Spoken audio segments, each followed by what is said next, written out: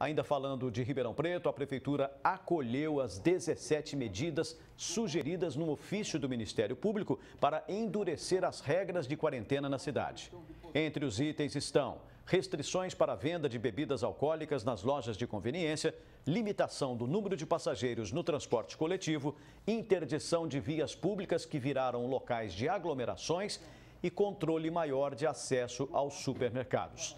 A fiscalização será intensificada e a nova quarentena passa a valer já na segunda-feira.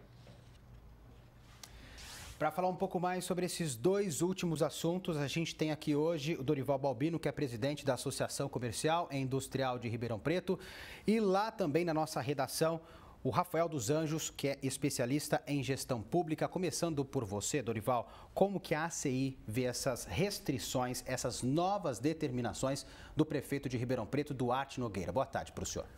Boa tarde.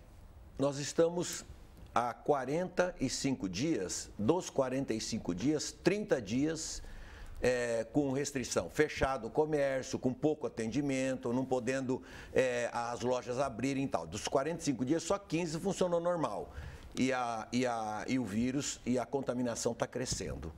Nós queremos saber, com tudo isso que o prefeito está fazendo, se daqui 15 dias nós vamos ter resultados positivos. Tomara que tenhamos, mas nós estamos muito preocupados. Por quê? Porque a culpa toda de tudo que está acontecendo é do comércio, das lojas, dos shoppings. A culpa é dessa. Agora, a culpa não é da prefeitura, que tem uma equipe. Eu não estou falando agora do prefeito, estou falando da equipe do prefeito, uma equipe incompetente, aonde recebeu 51 milhões de reais. Isso está na transparência da prefeitura, e só conseguiu gastar 4 até agora, e 24 está empenhado ainda para gastar, certo? Mas dos 51, 28 só, com 24 empenhado. Eu pergunto, todo mundo reclamando de falta de cesta básica, de falta de equipamento, de falta disso, falta daquilo, como que o prefeito não consegue gastar o dinheiro que chegou? E está chegando mais 24 milhões, e está chegando mais 26 milhões do governo federal. E nós queremos saber aonde que serão gastos esses recursos.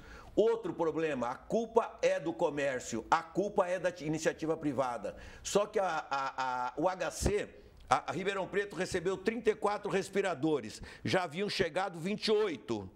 Entretanto, o HC não consegue colocar em funcionamento porque não tem pessoal capacitado para manusear esse tipo de equipamento. A culpa é do comércio, não é do pessoal do HC, que não tem gente preparada para administrar os aparelhos, não é do prefeito, que não consegue gastar esse dinheiro que está aí, que é para gastar sem licitação pela pandemia. Isso tudo tem que ser esclarecido pelo próprio prefeito. Exatamente. A sensação que fica é que essa conta só chega para o setor privado, né?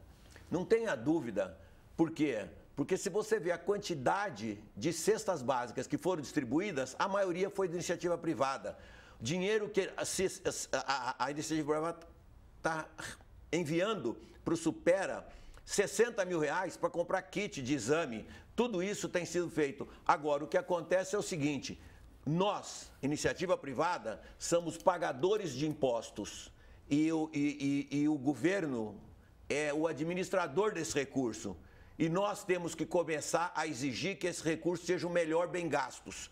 Por quê? Porque nós só pagamos. Nós pagamos a conta e não temos direito de participar de nada. Quando o prefeito falou na apresentação dele ontem, que nós participamos dessas medidas que foram colocadas. Nessa reunião que teve virtual, tinha 33 participantes, tinha 2 da iniciativa privada, o resto era tudo do governo, tudo da saúde, tudo do Ministério Público. Então eu pergunto, nós não participamos disso aí, nós simplesmente participamos da reunião virtual. Então é bom deixar isso bem claro para os nossos associados, que nós temos feito o máximo que podemos, mas é que está muito difícil, e se nós não nos reunirmos, a iniciativa privada não se reunir para começar a exigir que nós tenhamos voz ativa nessas decisões, vai ficar muito difícil. A Associação Comercial está aberta para quem quiser procurar a Associação Comercial para a gente conversar sobre essa exigência de participação que nós temos que ter nas decisões da cidade. Dorival, pegando o seu gancho, você disse agora um pouco sobre os gastos de Ribeirão Preto em relação a isso, a gente vai acionar o Rafael dos Anjos, que está aqui já preparado para falar com a gente, que é um expert nesse assunto de finanças públicas durante a pandemia. Rafael, Ribeirão Preto recebeu 51 milhões de reais para o enfrentamento à doença. Falta estratégia para gerenciar essa grana? É muita grana, né? Tá claro isso, essa falta de estratégia? Boa tarde, Rafael. Boa tarde, Dorival. Boa tarde a vocês que nos assistem no Jornal da Clube.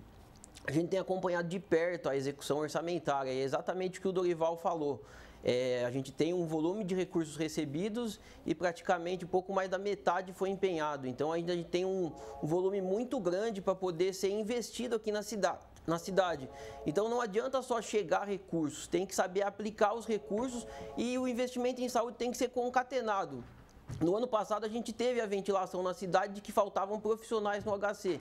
E agora isso se reflete na fala do Dorival, que chegam respiradores e não é possível utilizar esse potencial de respiradores. E não dá para jogar a conta no comércio. A gente tem que, cada um, assumir as suas responsabilidades. Na verdade, o comércio vem para salvar essa população, porque, no fundo, as pessoas precisam de emprego. E sem comércio, a gente vai viver uma situação muito mais caótica do que a gente vive. Exatamente, essa é a preocupação, né? Pegando o seu gancho, viu, Rafael, embora os números estejam caindo, graças a Deus, é o que a gente torce, que os números caiam realmente e continuem assim. A gente percebe que Ribeirão Preto teve uma quarentena adiantada, justamente para quê? Para que os gestores pudessem se programar, né? Para quando chegasse o pico, o eventual pico em Ribeirão Preto, a gente não passasse aquele sufoco que aconteceu em várias cidades do país e outras grandes cidades também do mundo. E a gente não vê isso, né? Agora é o sufoco, agora o problema é o comércio. Tá faltando um pouco de estratégia, né? Sim, Rafael, a gente vê alguns equívocos que foram cometidos. Na verdade, a gente entrou muito cedo na quarentena e no momento que teria que ter a quarentena, não consegue fazer ela de forma adequada. Então, na verdade, a gente quis se antecipar muito e o custo disso foi altíssimo. Como bem disse o Dorival, quem sustenta a cidade são os pagadores de impostos. E a nossa cidade é uma cidade baseada em serviço e comércio. Então, quem sustenta todo o imposto público da cidade, todas as contas públicas, é o serviço e o comércio. E quem está mais sendo afetado e não tem qualquer respaldo, justamente é esse setor que, na verdade, deveria estar sendo escutado muito mais. A gente precisa de planejamento adequado e todo mundo assumindo a sua responsabilidade, sabendo dos equívocos que foram cometidos. A gente já repercutiu aqui no Jornal da Clube que um dos grandes equívocos foi a falta de centralização de tomar decisão.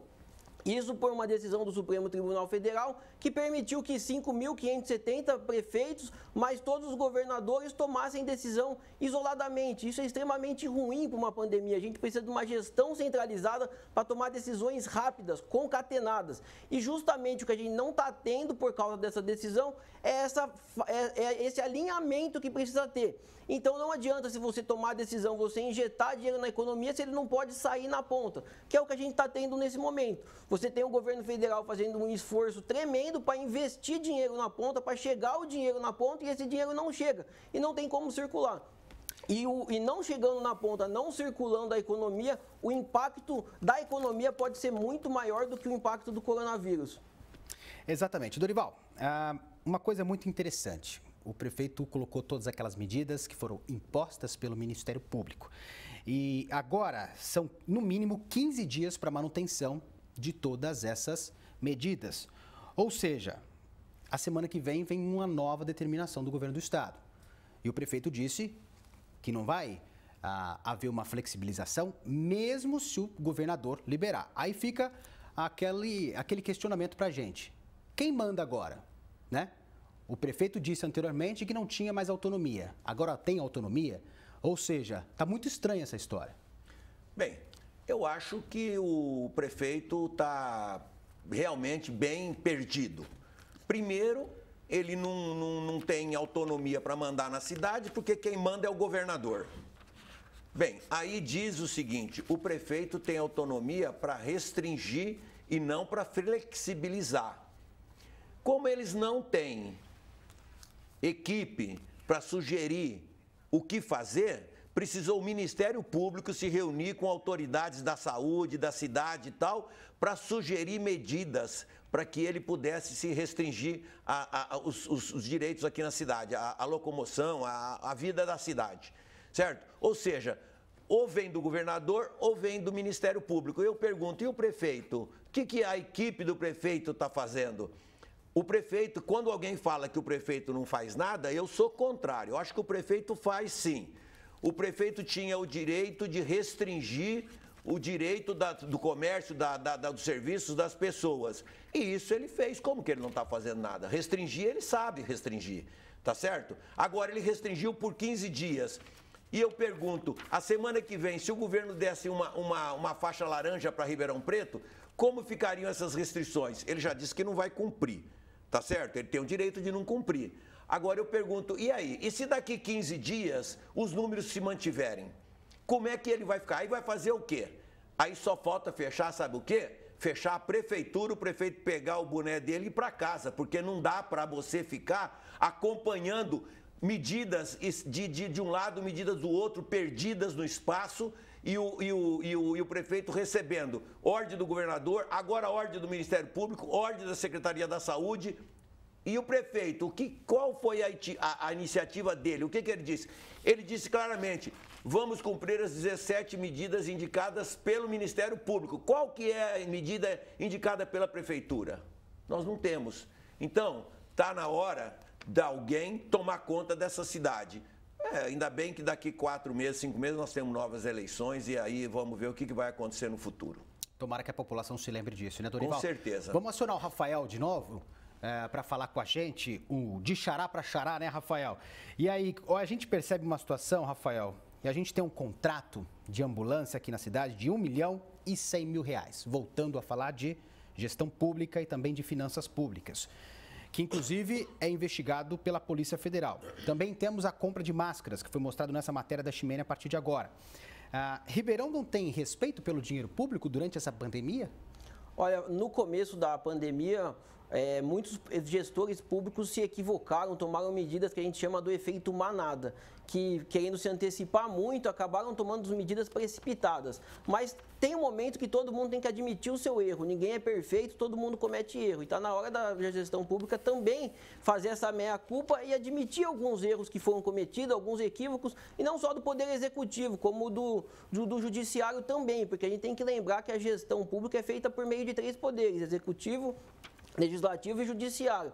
E então a gente precisa voltar para ter essa unidade de comando. A questão das ambulâncias que foi citado, o maior problema das ambulâncias foi não ter a transparência no início do processo. Foi depois da pressão da sociedade civil que foi divulgado, por exemplo, o contrato, a licitação no site. Você pega o contrato para analisar, formalmente ele parece que está adequado, o contrato. O que a gente não vai discutir é a questão da motivação, precisava ou não. Isso, quem tem o poder para fazer isso é o prefeito com o poder discricionário que ele tem na mão. Então ele julgou que tinha necessidade, juntamente com a equipe técnica dele, e fez a contratação. O que a Polícia Federal agora está apurando, provavelmente pelo que a gente está acompanhando do caso aí externamente, é que existe algo mais além do contrato formalmente, porque os atos praticados, eles parecem adequados, apesar de ter sido alguns praticados no final de semana, todos estão devidamente informados no processo. Então o maior problema foi a falta de transparência, que é justamente o que o presidente do Tribunal de Contas, Dr. Edgar, falou para a gente nessa reportagem, que precisa ter uma transparência adequada. A questão da máscara foi uma outra licitação muito turbulenta, porque a empresa já foi punida em outro município. Aí vem a questão, por que contratar uma empresa que foi punida em outro município, que já não prestou um serviço satisfatório? Ainda mais da forma da contratação que ocorreu. Então, na verdade, nesse momento, apesar da flexibilização das medidas para você fazer uma compra rápida, não dá para descuidar do dinheiro público. Na verdade, você tem que ter uma transparência ainda maior para compensar essa agilidade e essa rapidez. E muitos gestores vão acabar sendo punidos no futuro por essa falta de transparência e essa falta de divulgação adequada e até de forma ativa para a população. Exatamente, a falta de transparência é algo definitivamente que não deveria acontecer nesse momento de pandemia. Voltando com o Dorival. Dorival, uma das medidas é limitar o transporte público de Ribeirão Preto, mas não teve aumento na frota, aquilo que a gente vem falando. E fica uma situação muito complicada. A gente começa a pensar o que será que está por trás disso, Dorival? realmente isso a gente tem falado em todas as entrevistas.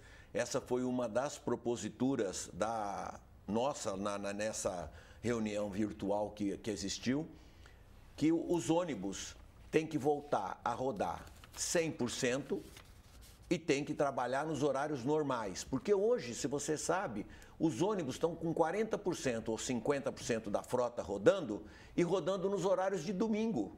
Ou seja, passa um ônibus agora, passa outro daqui 1h30. Lógico que vai lotar o ônibus, tá certo? E uma das propostas nossas era que colocasse 100% da frota e com horários normais, para que não tivesse aglomeração, para que as pessoas pudessem ir trabalhar e voltar para casa sem ter aglomeração.